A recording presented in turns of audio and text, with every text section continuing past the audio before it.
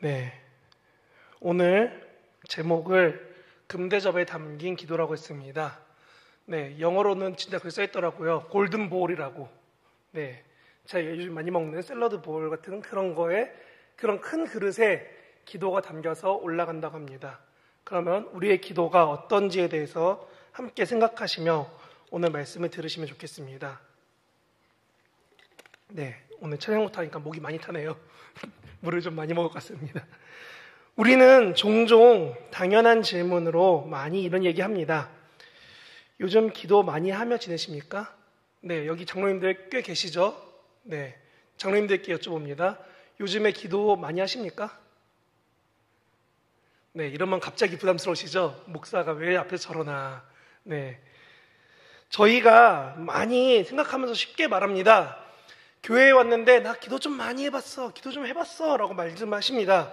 왕년에 많이 해보신 분들은 기도하다가 금요일날 철야라서 기도하다가 눈을 떴더니 아침에 갔다 와서 집에 갔더라, 이런 얘기 저 어릴 때 많이 들어봤습니다. 근데 요즘에는 철야라고 했는데, 네, 철야가 끝나는 게 아니라 밤중이 되면 끝납니다. 밤이 끝나는 게 아니라 밤중이 되면 끝나고 집에 돌아가는 게 철야라고 바뀌어 있습니다. 그래서 제가 어릴 때 듣던 말로는 이랬어요. 일어나서 눈 딱 떴더니 해가 뜨기 시작해서 그럼 이제 집에 갈 시간인가 보다 하고 기도하고 있는 사람들을 다 데리고 나와서 해장국집에 가서 아침을 먹고 집에 가서 씻고 옷 입고 다시 교회에 와서 봉사를 시작했다더라. 그러고 주일 준비하던 게 당시의 생활이었습니다 라는 이야기를 어릴 때 들어봤어요.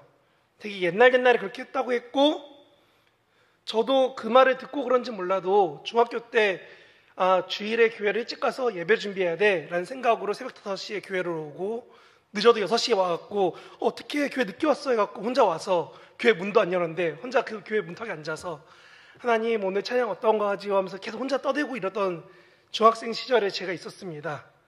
제가 이렇게 열심히 했다고 자랑하고 싶은 게 아니라요, 그런 삶을 살다가 학교 선생님이 갑자기 새벽 6시에 매일 학교 와서 기도하래요.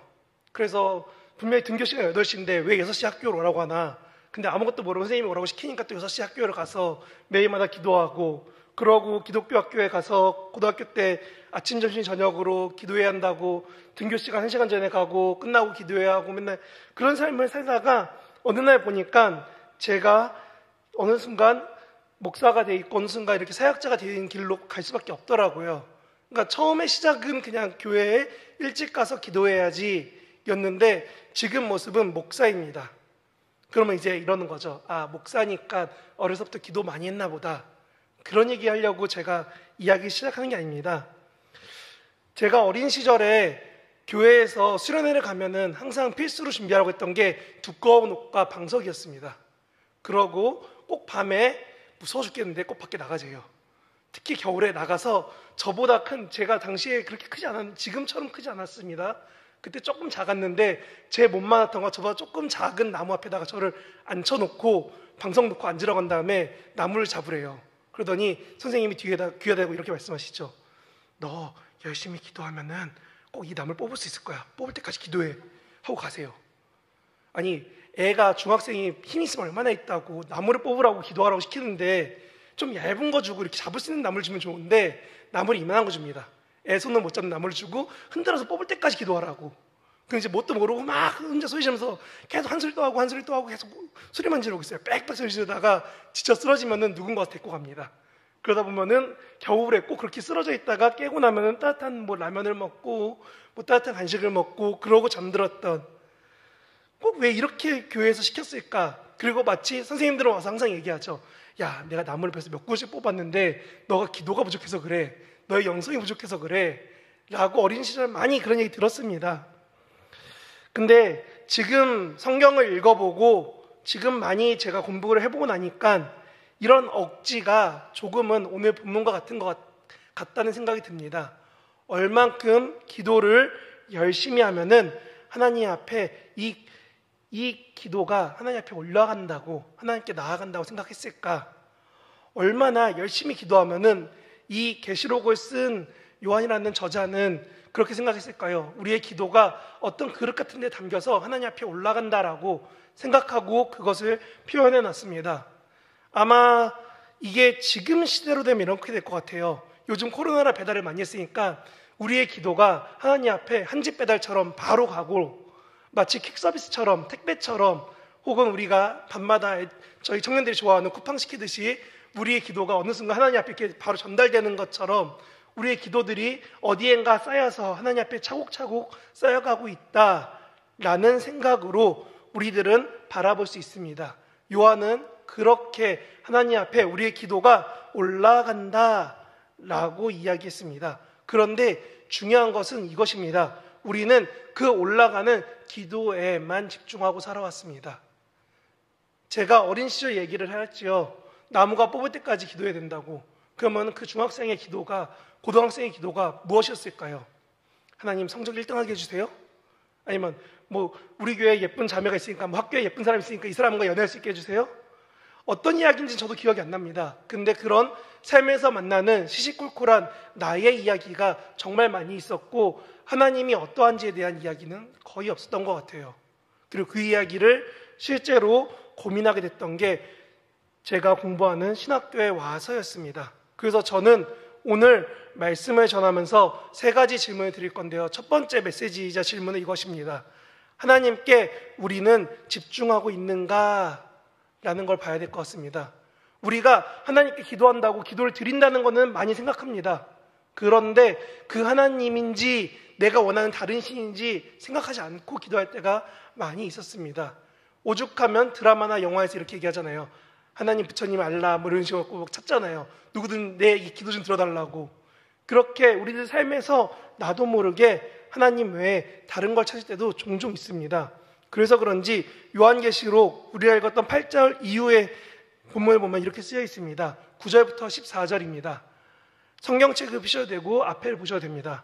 같이 읽으시겠습니다.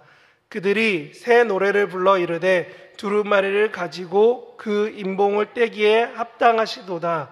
일찍이 죽임을 당하사 각 족속과 방언과 백성과 나라 가운데서 사람들을 피로 사셔서 하나님께 드리시고 그들로 우리 하나님 앞에서 나라와 제사장을 삼으셨으니 그들이 땅에서 왕노릇 하려다 하더라. 내가 또 보고 들음에 보좌와 생물들과 장로들을 둘러싼 많은 천사들이 음성이 있으니 그 수가 만만이요 천천이라. 그 음성으로 이르되 죽임을 당하신 어린 양은 능력과 부와 지혜와 힘과 존귀와 영광과 찬송을 받으시기에 합당하시도다 하더라. 내가 또 들으니 하나님 땅 위에와 땅 아래와 바다 위에와 또 그 가운데 모든 피조물이 이르되 보좌에 앉으신 어린 양께 찬송과 존귀와 영광과 권능을 세세토록 일지어다 하니 내 생물이 이르되 아멘 하고 장로들은 엎드려 경배하더라. 아멘. 네, 방금 13절 읽을 때 저희 찬양했던 가사가 나왔죠.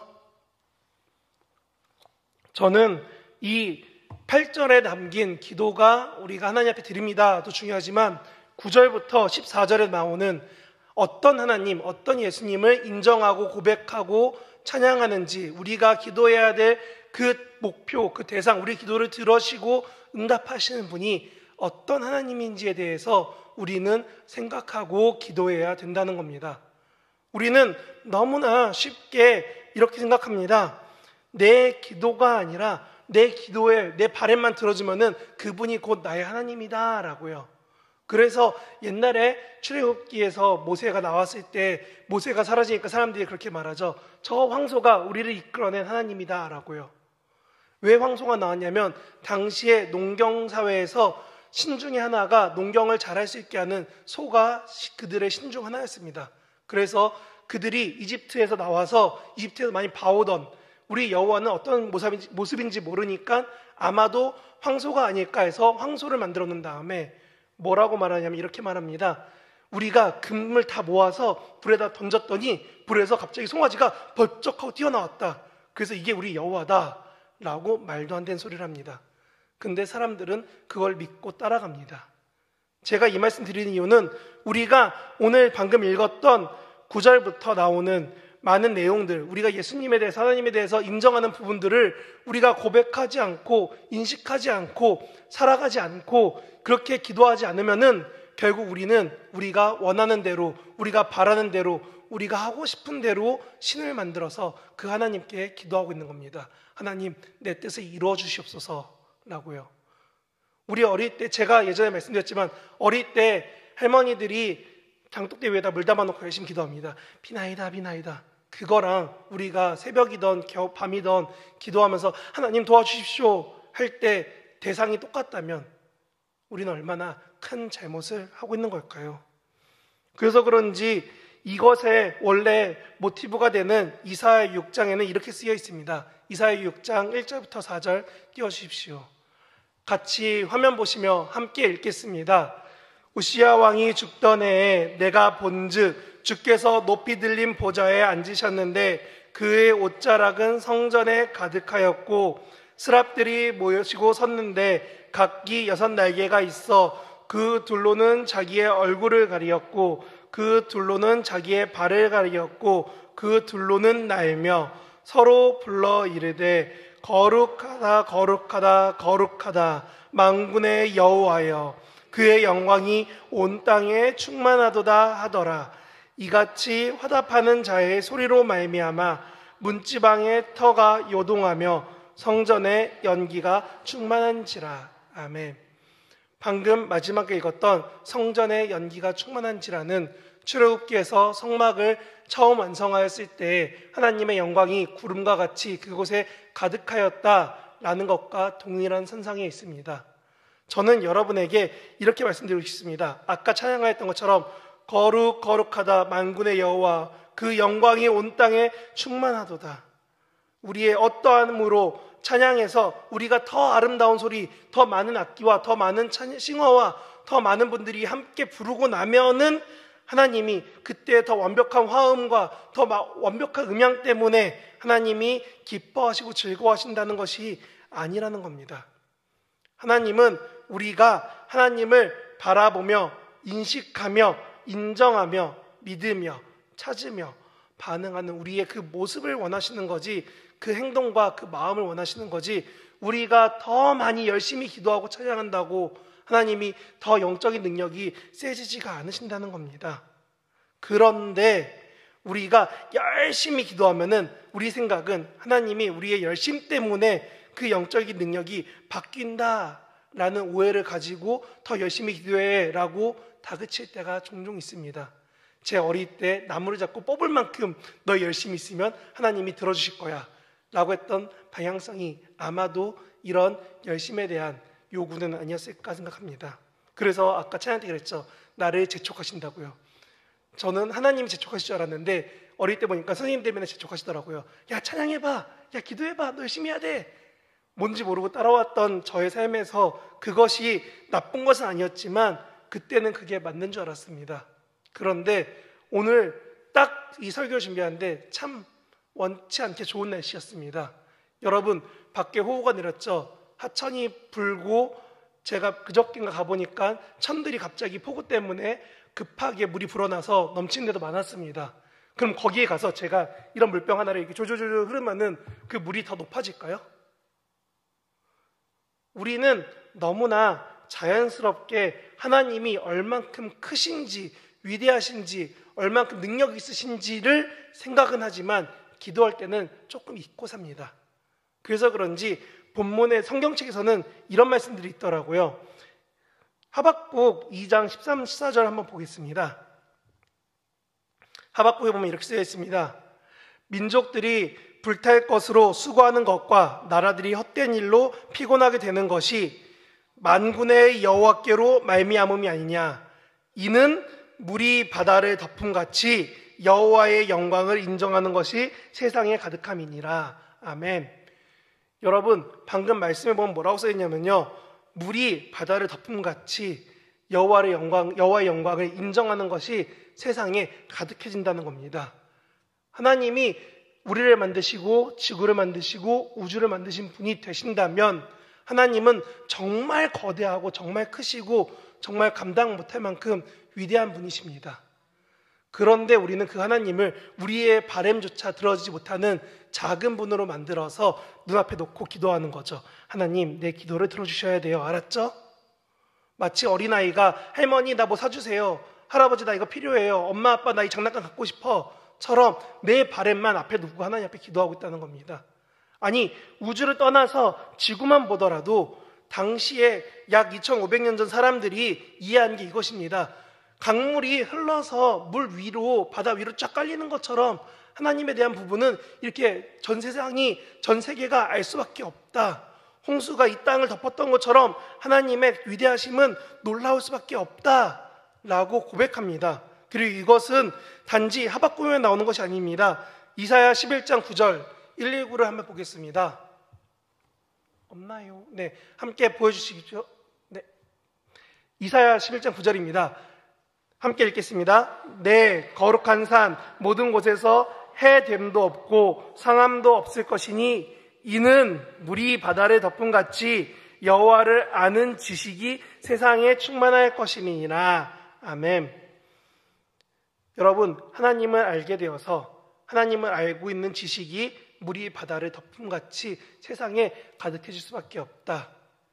세상의 모든 과학자들이 아무리 자신이 존재하려고 해도 우주를 연구하고 세포를 연구하고 나노를 연구하고 그 밑으로 쪼개지면 쪼개질수록 그 모든 과학자들이 말합니다. 이것은 정말 어떤 신적 존재가 없는 이상 이렇게 정교하게 만들어질 수 없다라고요. 그런데 그 세상은 다 하나님을 인정하는데 우리는 하나님의 크심을, 강력하심을 잠시 잊고 기도합니다. 몇 해 전 쓰나미로 인해서 동남아시아가 다 덮이고 많은 사람이 죽게 되었을 때 일본의 쓰나미로 인해서 그 지역의 마을이 완전히 쑥대밭이 되는 거 우리가 영상으로 봤지만 우리에게 하나님의 은혜가 몰려올 때는 그런 거대한 파도가 아니라 단지 내 발목만 적셔도, 아니 내 허리까지만 와도 내가 감당 못하겠습니다 라는 내 엄살 속에서 하나님을 확 낮춰버립니다. 아니, 하나님이 일하실 수 있는 그 모든 여지를 내가 쥐어짜고 못 만들게 만들어버립니다. 그러고 얘기하죠. 하나님, 내가 원하는 대로 여기에 해주세요 라고요.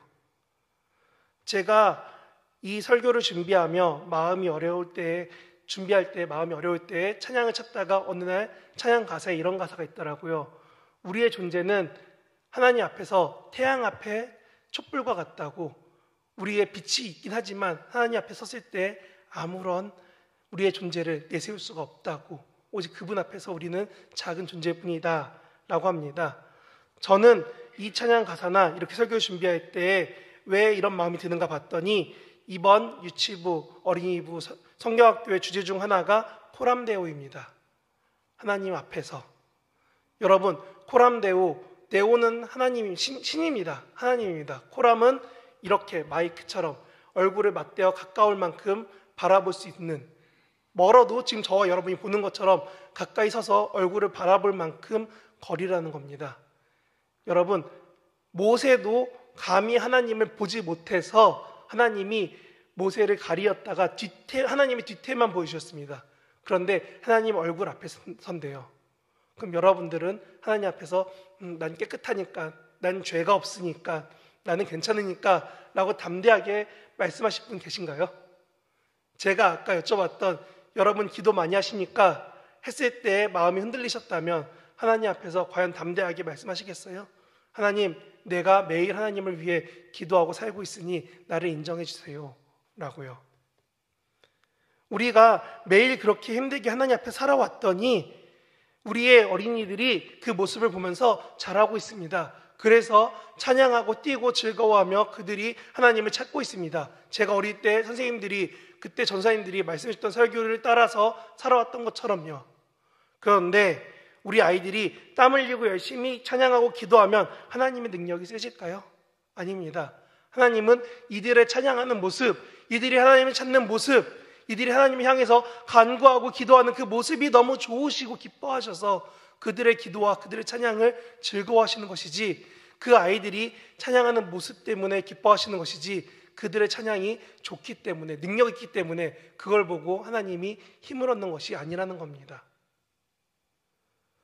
그래서 저는 여러분에게 이렇게 말씀드립니다. 여러분, 하나님을 기쁘시게 하겠다는 생각으로 우리가 교회에서 열심히 열과성을 내왔는데, 솔직히 여러분, 이 교회를 위해 섬기는 일들이 무엇인지에 대해서 생각 안 해본 적 있으십니까?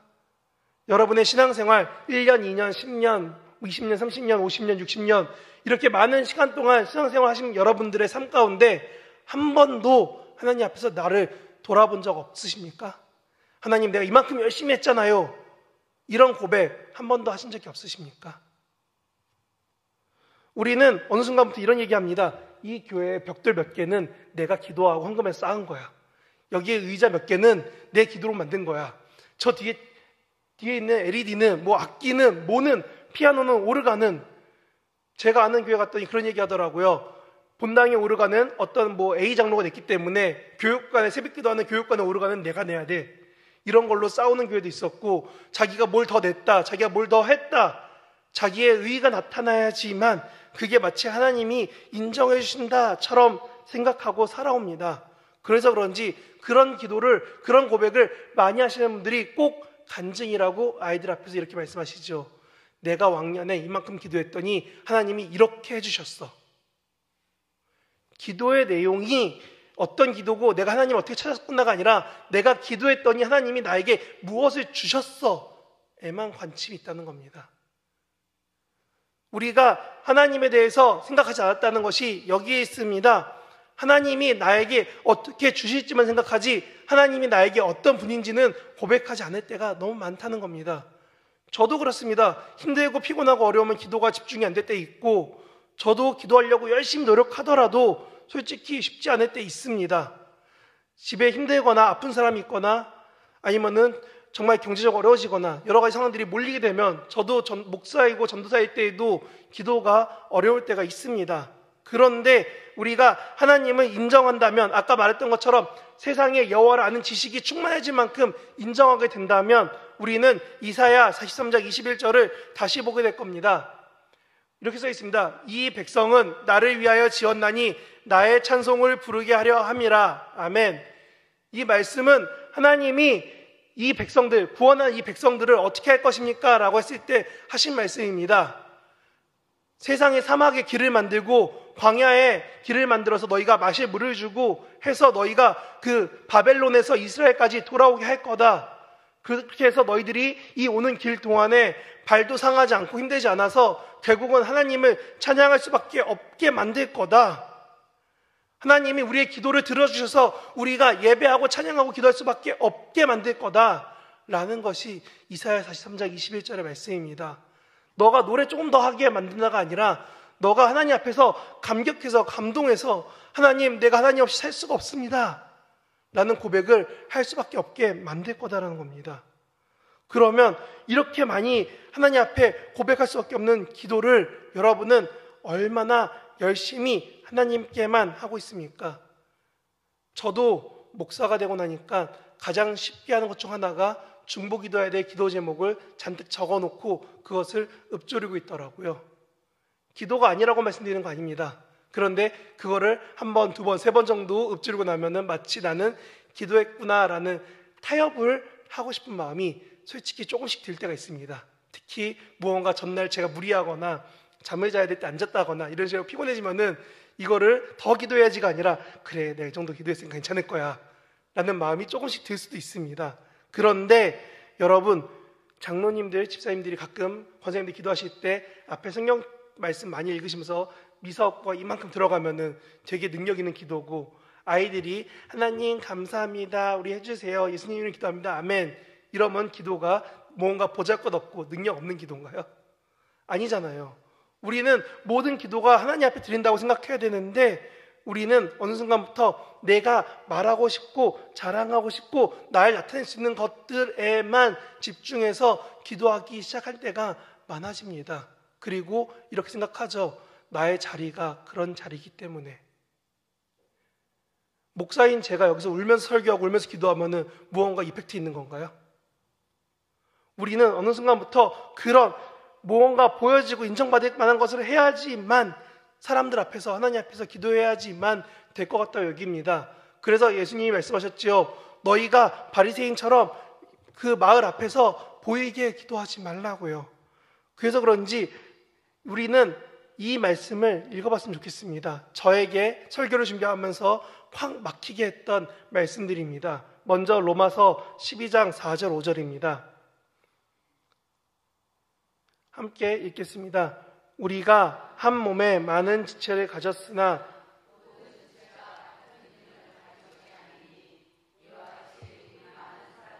그리스도 안에서 한 몸이 되어 서로 지체가 되었느니라.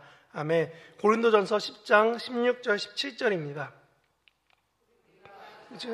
바 축복의 잔은 그리스도의 피에 참여함이 아니며 우리가 떼는 떡은 그리스도의 몸에 참여함이 아니냐.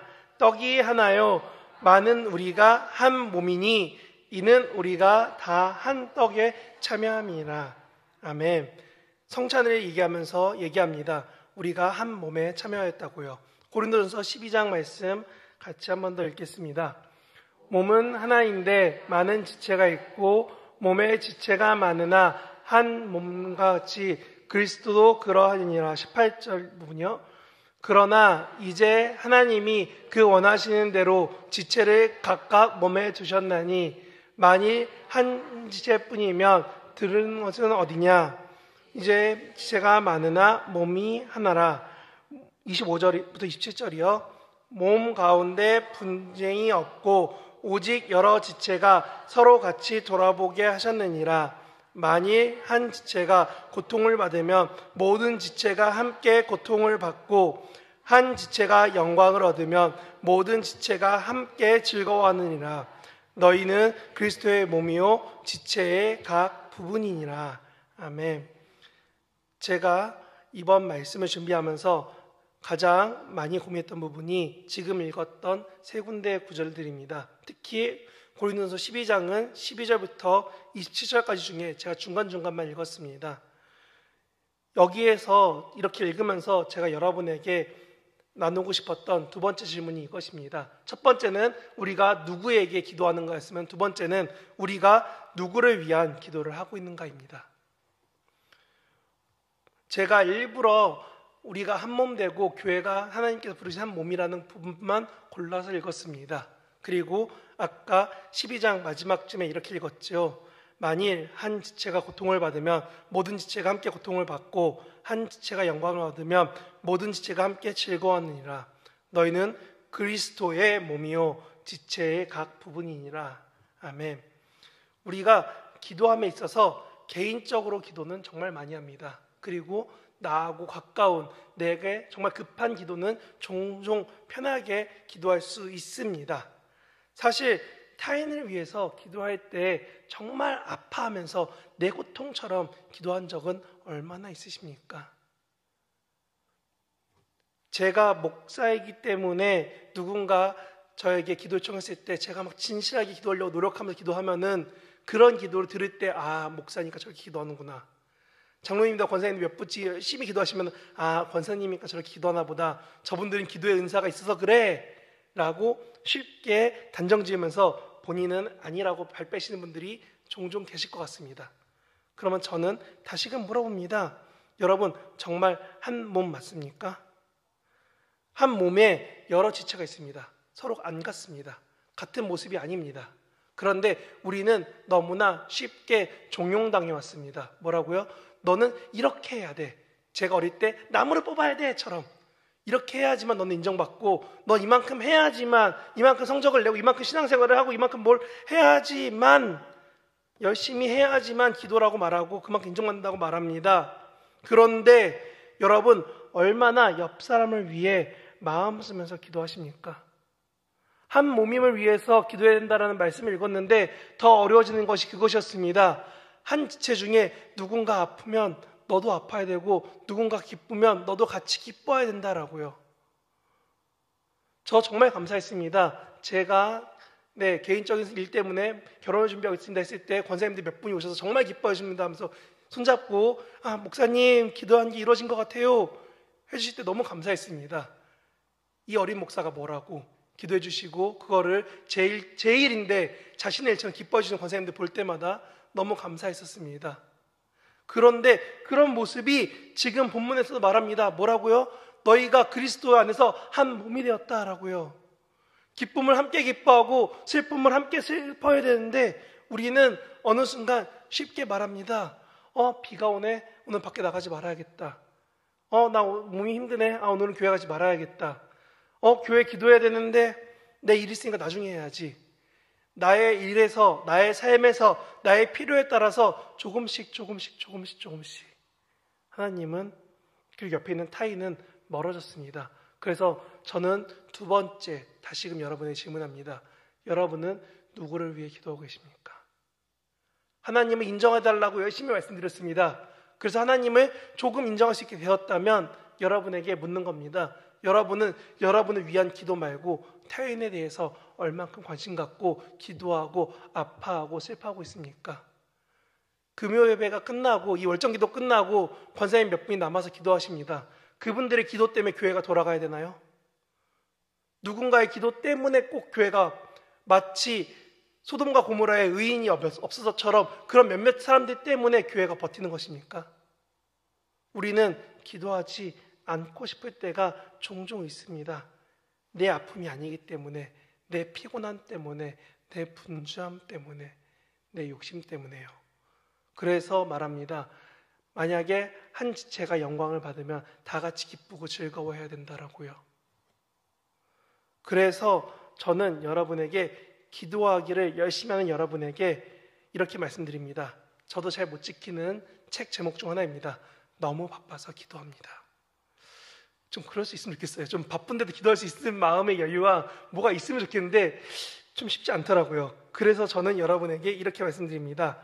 이렇게 분주할 때 여러분의 기도 분량을 누가 대신 채워줄 수 있을까요?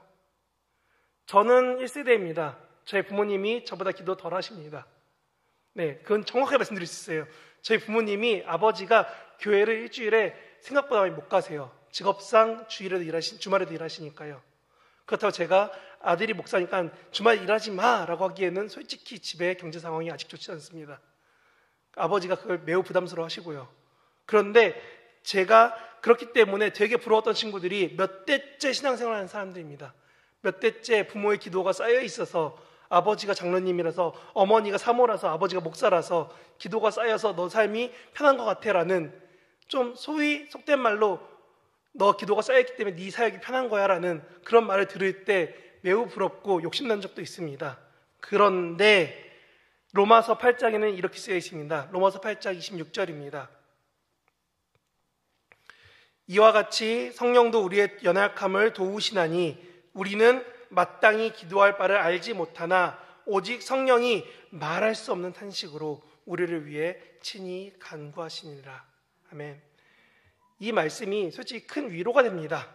이렇게 열심히 기도하면 하나님이 기도 들어주실 거다라는 위로가 될 때가 있습니다. 그런데 이 말씀이 그러니까 너는 기도 안 해도 돼 라는 면죄부가 아니라는 겁니다. 야고보서 5장 12절부터 18절 함께 읽겠습니다. 내 형제들아 무엇보다도 맹세하지 말지니 하늘로나 땅으로나 아무 것으로도 맹세하지 말고 오직 너희가 그렇다고 생각하는 것은 그렇다 하고 아니라고 생각하는 것은 아니라 하여 정죄를 받음을 면하라. 너희 중에 고난 당하는 자가 있느냐? 그는 기도할 것이요. 즐거워하는 자가 있느냐? 그는 찬송할지니라. 너희 중에 병든 자가 있느냐? 그는 교회의 장로들을 청할 것이요. 그들은 주의 이름으로 기름을 바르며 그를 위하여 기도할지니라. 믿음의 기도는 병든 자를 구원하나니 주께서 그를 일으키시리라. 혹시 범죄하였을지라도 사하심을 받으리라. 그러므로 너희는 서로 위하며 병낫기를 위하여 서로 기도하라. 의인의 간구는 역사하는 힘이 큼이라. 엘리야는 우리와 성정이 같은 사람이로되 그가 비가 오지 않기를 간절히 기도한즉 3년 6개월 동안 땅에 비가 오지 아니하고 다시 기도하니 하늘이 비를 주고 땅이 열매를 맺었느니라. 아멘. 마지막 그 다음에 한 절 더 볼게요. 요한계시록 8장 3절 4절입니다. 또 다른 천사가 와서 제단 곁에 서서 금향로를 가지고 많은 향을 받으니 이는 모든 성도의 기도와 합하여 보좌 앞 금 제단에 드리고자 함이라. 향연이 성도의 기도와 함께 천사의 손으로부터 하나님 앞으로 올라가는지라. 아멘. 제가 구절들을 몇 개 읽었습니다. 여기에서 말하는 것 중 하나가 이것입니다. 너희가 정말 간절히 기도하면은 의인의 기도처럼 될 건데, 그 대표적 의인이 너희가 아는 엘리야야. 엘리야 봐봐, 3년 반 동안 기도했더니 비가 안 왔잖아. 여러분, 이스라엘은 우기와 건기가 뚜렷한 나라입니다. 그런데 거기에서 기도했더니 3년이면 3년, 4년이면 4년 내지 3년 반이 나올 수가 없습니다. 그러면은 건기 때 비가 내렸다는 소리입니다. 이게 매우 기상학적으로도 우리가 아는 관찰할 때 보면 이런 겁니다. 장마 때 비가 와야 되는데 장마가 갑자기 안 와버리는 것처럼 그 지역에 말도 안 되는 사건을 의인의 기도했더니 이루어졌다는 겁니다. 그러면서 말하죠. 너희가 이만큼 기도가 이루어지길 바라면은 이 앞에 있는 아픈 사람이든 너희 가운데 위로가 필요한 사람이든 누구에다든지 기도가 이루어질 것이야. 그러니까 너네 정말 간절히 기도해. 그러면 그 기도가 계시록 8장처럼 하나님 앞으로 올라갈 거야 라고 말합니다. 이런 선한 상상력을 가지고 기대감을 가지고 하나님의 능력 있으심을 놓고 기도해야 되는데, 우리는 아까 말씀드린 것처럼 남의 아픔이 아니라 내 아픔이 아니니까 그래 넌 아파해라. 남이 힘들면 그래 넌 힘든가 보지 뭐. 남의 고통은 그래 넌 고통스러우면 좀 있으면 하나님이 풀어주실 거야. 내 일이 아니니까 편하게 기도할 때도 편하게 기도해 줍니다. 그래서 저는 세 번째로, 여러분이 하나님께 기도하고 공동체를 위해 기도한다면 세 번째로 무엇을 기도해야 될까에 대해서 생각해야 된다고 생각합니다. 골로새서 3장 15절에 이렇게 쓰여 있습니다. 그리스도의 평강이 너희 마음을 주장하게 하라. 너희는 평강을 위하여 한 몸으로 부르심을 받았나니 너희는 또한 감사하는 자가 되라. 아멘. 그리스도의 평화의 마음, 평강을 가지고 세상을 화평하게 하는 화목의 사람을 살아야 된다는 겁니다. 목사님이 몇 주 전에 설교하셨죠. 화목이라고요. 하나님이 우리를 평안하게 화평케 하는 사람으로 부르셨다는데 우리는 그렇게 다른 사람을 위해서 기도하지 않는 겁니다. 다른 사람의 아픔을 공감하지 못하니까 그들이 그 아픔에 벗어나는 그 평화를 위해서 기도하지 않고 그냥 기도하는 겁니다. 하나님 해결해 주세요 라고요. 오늘 기도 제목 중에 미얀마에 계신 선교사님 위해 기도합니다. 근데 미얀마가 작년에 군부 쿠데타로 지금 나라가 바뀌어 있습니다. 그리고 며칠 전에 시민들을 향해서 폭격이 있었습니다. 폭탄 테러 같은 사건도 일어났습니다. 그런데 그 이야기가 기도하는 몇몇 사람들한테는 끔찍한 이야기지만 저를 포함한 여기 있는 대부분의 성도님들한테는 그런 사건이 있었구나처럼 와닿지 않는다는 겁니다. 그래서 저는 이렇게 말씀드립니다. 우리가 어떻게 기도해야 되는가, 얼만큼 기도해야 되는가에 대해서 마태복음 6장에서 예수님이 주기도문 이후에 이렇게 말씀하십니다. 그러므로 염려하여 이르기를 무엇을 먹을까, 무엇을 마실까, 무엇을 입을까 하지 말라. 이는 다 이방인들이 구하는 것이라. 너희 하늘 아버지께서도 이 모든 것을 너희에게 있어야 할 줄을 아시느니라. 그런즉 너희는 먼저 그의 나라와 그의 의를 구하라. 그리하면 이 모든 것을 너희에게 더하시리라. 그러므로 내일을 위하여 염려하지 말라. 내일 일은 내일 염려할 것이요 한날의 괴로움은 그날로 족하다. 아멘.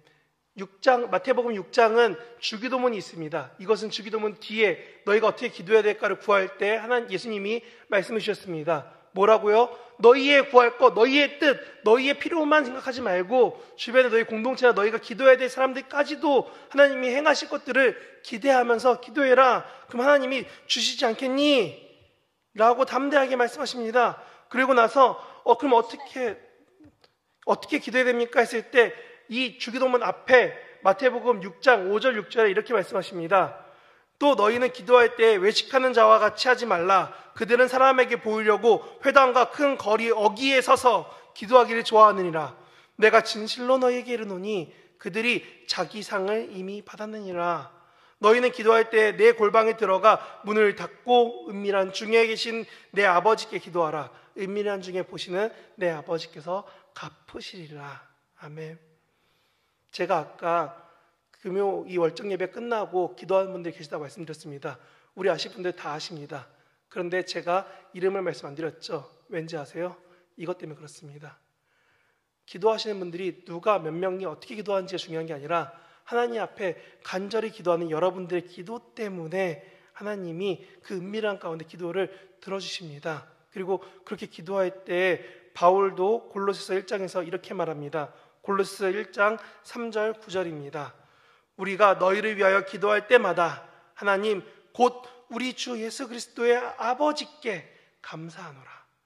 이로써 우리도 듣던 날로부터 너희를 위하여 기도하기를 그치지 아니하고 구하노니 너희로 하여금 모든 신령한 지혜와 총명에 하나님의 뜻을 아는 것으로 채우게 하실 것이라. 아멘. 바울도 이렇게 고백하면서 골로새 교회를 위해 기도하는 겁니다. 하나님께 감사하고 기도를 그치지 않았더니 하나님께서 채워주신다라고 말합니다. 꼭 우리의 기도가 그 금대접에 채워져서 하나님이 기뻐하실 거다 라는 말씀 드리는 게 아니라요, 여러분들의 기도가 땅에 떨어지지 않았다는 겁니다. 여러분이 여태까지 기도했던 그 많은 시간의 기도들이 하나님이 들으시고 아시는데 왜 우리는 그럴 때 하나님을 인정하지 않았고 주변에 있는 사람들보다 나를 위해 기도하였고 무언가 정말 진실하고 간절한 마음보다는 그냥 하나님이 해주시겠지라는 건성건성 무언가 이루어지겠고 아니면 마라처럼 편하게 기도하고 있었다는 겁니다. 그래서 저는 여러분에게 이 세 가지를 다시금 묻습니다. 여러분 정말 하나님을 인정하면서 하나님께만 기도하십니까? 두 번째로 내 주변에 내가 기도해야 될 나의 지경 안에 있는 지체들을 위해 정말 간절히 내 몸과 같이 아파하고 기뻐하며 기도하십니까? 세 번째, 그들에게조차도 하나님이 행하실 거라고 나와 동일하게 하나님이 해주실 거라는 믿음 가지고 진실하게 기도하고 계십니까? 가끔 응급으로 기도 요청할 때가 종종 있습니다. 누가 정말 아파요. 누가 갑자기 쓰러졌어요. 누가 정말 힘들어요. 그럴 때는 갑자기 손 모여서 같이 기도합니다. 대표적인 거 우리가 아는 러시아와 우크라이나 전쟁 시작했을 때 갑자기 SNS에 잔뜩 퍼졌습니다. 우크라이나를 위해 기도해요. 그게 1년이 넘어가고 2년이 돼가니까 실제로 그렇게 열심히 기도하시는 분들 많이 줄었습니다. 북한을 위해 기도합니다. 아까 권사님 기도해 주신 것처럼 우리가 기도합니다. 왜요? 그곳 가운데 신앙을 지키기 어려워하는 그 사람들 가운데 하나님 신앙을 위해 목숨을 선택하는 그들 가운데 하나님 위로가 되어주시고 힘이 되어주시고 그들이 하나님을 자유하게 예배할 수 있도록 하나님 우리의 가운데 함께 예배할 수 있는 그 날을 속히 허락하여 주시옵소서 기도합니다. 그런데 그 기도가 저희 젊은 세대로 오면 올수록 정말 먼 얘기가 돼버립니다.